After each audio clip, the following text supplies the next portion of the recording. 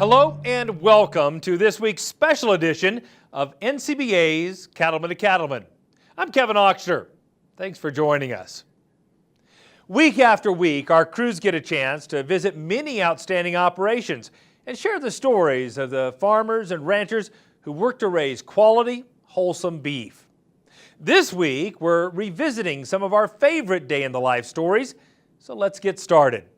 We begin in Nebraska, where Brian Baxter visited with Craig Uden just before he took the reins as the 2017 NCBA president.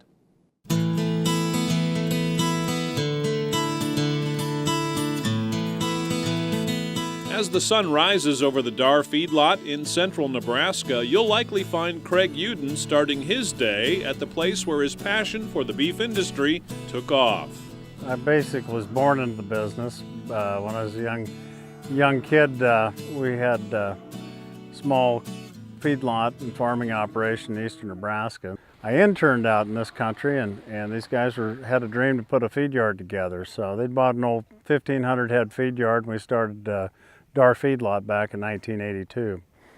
And that was the year I interned. The next year I came out, and they said we needed somebody to run it. So for $5 an hour, I decided to take a shot at putting this thing together. And today we've got 2 locations. We feed 45,000 head of cattle. And along with that, I've got a cow-calf operation, my wife, and actually my kids even have some cows here. The early years of Craig's career were tough ones in the beef industry, but they helped to shape his management style.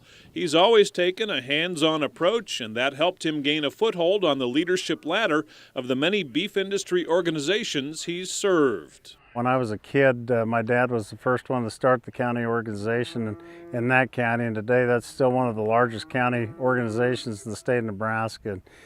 And so I followed along with him to meetings, and I got involved in my local and was president here, and moved on up and held different positions within the Nebraska Cattlemen.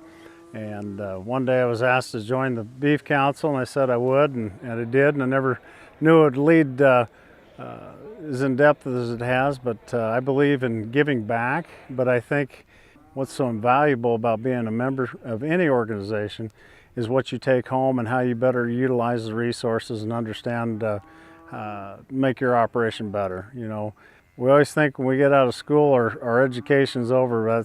That's where it's just beginning. So I think you have to continue to learn, because the world changes every day, and you got to be able to change with it. As Craig moved up the leadership ranks in Nebraska, his willingness to serve his fellow producers made him a natural fit for posts at the national level. And he quickly saw there were additional opportunities that would allow him to add to his understanding of the industry he's passionate about. I was going to sort cattle in Colorado, and I'd just been elected to become a Beef Council member. So I stopped in and watched an operating committee. And so I interviewed for operating, and stayed around there a long time on the operating committee, moved up through the federation and became vice chair and chairman, and wasn't sure at that time. I still had a few things to do with my home operations, but threw my hat in on the policy, because originally I was way back in policy. So moved over to the policy chairs and went up that way. So I've had both sides. Serving in checkoff and policy leadership roles has given Craig a unique perspective on nearly every facet of NCBA and the work it does on behalf of the industry. In the year ahead, his experiences have also shaped the priorities Craig will pursue during his term as NCBA president. We're going to stay focused on trade. Trade is a very important aspect to the beef industry. Currently, right now, we've got numbers growing. We have the highest quality, most wholesome, safe beef in the world. And all we need is access to showcase our beef, and we will have plenty of consumers. If we want to maintain and grow this herd and stay profitable and increase prices and have a vibrant industry, we have to have outlets to sell our product. And right now, that's been one of our hang-ups. We've done a lot in the export world, but we need to do more, because that's our future.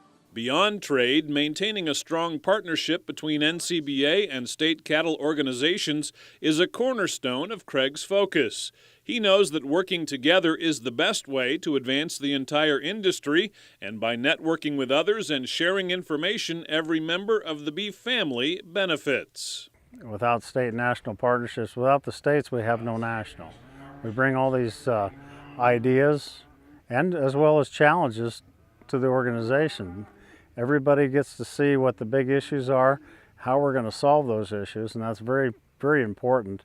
And then when we do solve those issues, then it goes back to the country and it can be shared with all the producers. I think the beef industry is a great community. I think everybody's open and honest with each other. They don't always agree with each other, but the freedom to operate their business, but just the interaction working back and forth is very positive. I'm a gate-to-plate thinker. I think it's very important for people to understand how the industry works and how they plug in. A lot of hands touch our product, and I think the better people understand the whole of our industry, they're better prepared for the challenges that we face and some of the solutions that we find to move the industry forward. From market prices to beef trade issues and battles over government regulation, there's no shortage of challenges for cattle producers. But by working together through NCBA, Craig believes there's a strong, positive future for his own operation and for the cattle industry overall. I'm very bullish about the cattle industry. I know we're in a rough spot. We've been in a rough spot. We've been in them before. But when we have these challenges, we always have to look for opportunities. We've got a lot of young talent coming aboard. We've got a lot of interest. We need all that talent because as the industry changes, we talk about the millennial consumer changing, but also our producers are changing. So we have to continue to evolve, and it's an ever-evolving business. Well, I think the future of the operation is bright. We're working with the sons now, some of the original owners. You know, it's been a very proud moment for us to bring this up from 1,500 to the current capacity today. And I think the future is very bright for our operations as well as the entire beef industry.